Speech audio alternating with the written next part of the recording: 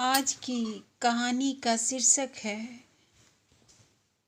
आत्मसम्मान अपने हाथ में होता है। दीदी चलो साथ में मिलकर चाय पीते हैं और आज नाश्ता भी आप सबके साथ बैठकर करेंगी। और हाँ, दोपहर के भोजन के समय सबके साथ आप अपनी थाली भी लगा लेना। आपका कोई बहाना नहीं चलेगा। क्यों आंटी जी, सही कहा ना मैंने? निशा ने सरिता जी की ओर मुखातिब होते हुए कहा, जो कि बैंक की परीक्षा देने के लिए अपनी दीदी राजुल की ससुराल आई हुई थी। निशा के इस तरह बोलने पर राजुल घबरा गई। निशा की बेबाकी से वह अच्छी तरह वाकिफ थी। बेटा, तुम 2 दिन के लिए मेहमान बनकर आई हो। अपनी मेहमान नवाजी करवाओ और अपने घर जाओ। अच्छे घर की बेटियां किसी के घर परिवार में दखल नहीं देती। हमारे घर की जो रीति रिवाज है वह ऐसे ही रहेगी। बहू, तुम अपनी बहन को अच्छी तरह से समझा दो। अनावश्यक किसी के परिवार में दखल देना अच्छी बात नहीं है। मन की करवाहट को शब्दों की चाशनी में लपेटते हुए सरिता जी ने निशा से कहा, बातों ही बातों में बात न बढ़ जाए, इसलिए राजुल निशा को अपने कमरे में ले गई और वहाँ उससे कहा कि देखो निशा, तुम इतने दिनों तक मेरे घर में रही हो। तुमने जो भी देखा और सुना है, हो सके तो माँ बाबूजी से मत कहना। इस राज को राज ही रखना और अब तुम भी चुपचाप रहो। ज़्यादा कुछ कहने सुनने की ज़रूरत नहीं, समझी तुम? निशा का कान खींचते हुए राजुल ने कहा, बात राज रखने की नहीं है दीदी, लेकिन आपका भी तो कुछ आत्मसम्मान है। मैं देख रही हूँ कि किस तरह से आप इस घर में सिर्फ एक काम करने की मशीन बनकर रह गई हैं। ऐसा नहीं कहते छोटी, घर है मेरा। त्याग और समर्पण से ही तो घर संसार बनता है।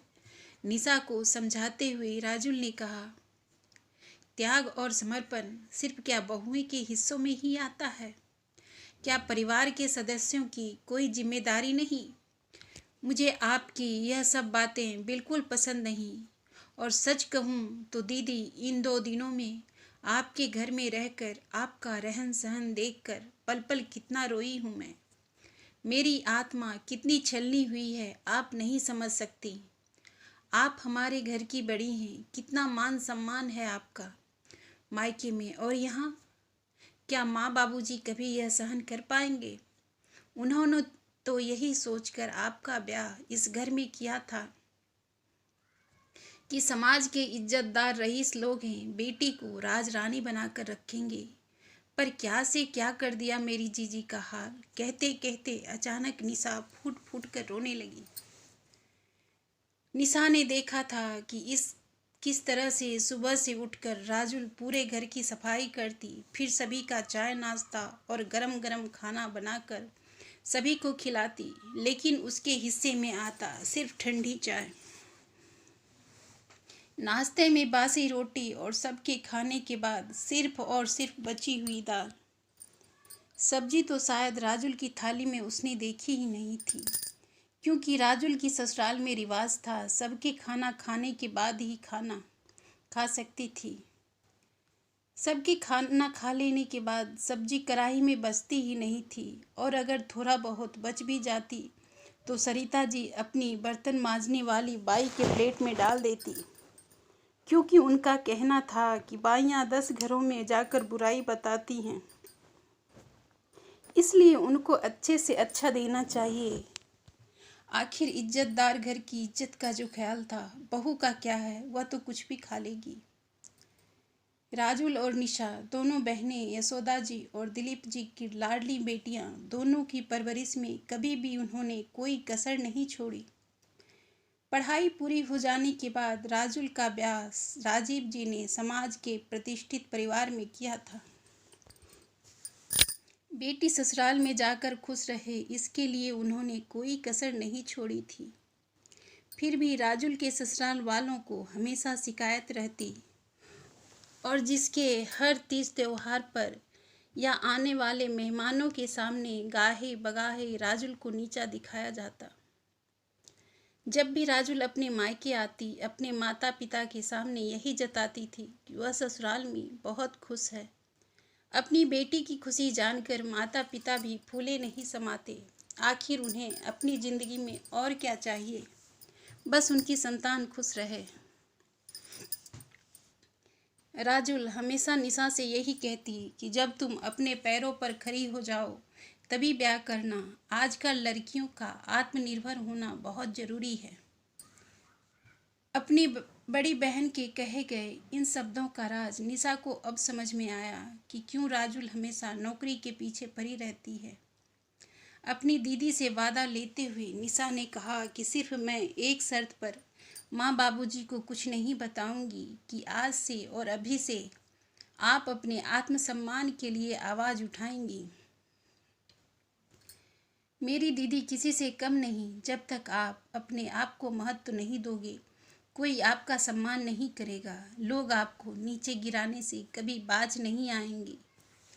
अपना आत्मसम्मान अपने हाथ में होता है। बोलो दीदी, अब आपको क्या मंजूर है? या तो आप आज से ही मेरे सामने सम्मानित जीवन की नींव रखेंगी या फिर मैं माँ बाबूजी को आपकी खुशहाल ससुराल का राज बताऊं। अपने ससुराल में बहू के साथ होने वाले व्यवहार का राज छुपाने के लिए निशा ने आज बहुत बड़ी सीख दी थी राजुल को। उसे भी अब समझ में आ रहा था कि वह समझौता कर रही है, इसीलिए उसे इस तरह से हर बात में समझौता करना पड़ रहा है।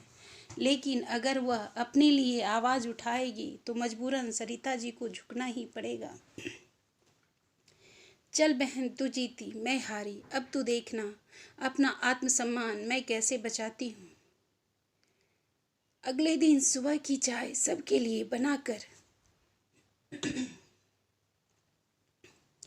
राजुल ने बिना किसी का इंतजार किए गरम गरम चाय का मजा लिया। नाश्ता बनाने के लिए जो सामान सरिता जी ने निकाल कर दिया उसमें राजुल ने अपना हिस्सा भी बढ़वा दिया। निशा के सामने सरिता जी कुछ भी नहीं बोल सकती थी। अपनी रसोई की पूरी कमांड उन्होंने अपने हाथ में रखी थी। काम पूरा राजुल करती थी, लेकिन क्या बनना है और कितना बनना है वह सब सरिता जी की निगरानी में होता था। दोपहर की सब्जी भी जब सरिता जी ने निकाल कर दी तो राजुल ने साफ साफ शब्दों में कह दिया, कल से माँ जी सब्जी थोड़ा ज़्यादा मंगवाया कीजिए या फिर मैं अपने लिए पहले से निकाल कर रख लिया करूँगी, क्योंकि सब्जी के बगैर मैंने अपने मायके में कभी खाया ही नहीं। राजुल के इस बदले हुए स्वरूप से सरिता जी हैरान थी, पर निशा की मौजूदगी में कुछ कह भी तो नहीं सकती थी। आज अपनी बहन के साथ हंसते बोलते हुए राजुल ने अपने आत्मसम्मान की नींव रख ली थी। घर के पुरुषों तक यह बात ना पहुँचे और बात आगे न बढ़े, इसलिए सरिता जी भी अब राजुल से कुछ नहीं कह पाती। उनके समझ में आ गया था कि अब बहू ने सर उठाना सीख लिया है। उनकी ज्यादतियों को अब ज़्यादा दिन तक सहन नहीं कर सकती। बड़े घर की बहुओं की खुशहाली का राज निशा अपने मन में दबाकर अपने घर वापस आ गई, पर घर आकर फोन पर राजुल को हिदायत देना नहीं भूलती, खबरदार दीदी, जो अपने आत्मसम्मान से आपने समझौता किया, वरना मुझसे बुरा कोई नहीं होगा। और दोनों बहनें दिल खोलकर हंस पड़ती।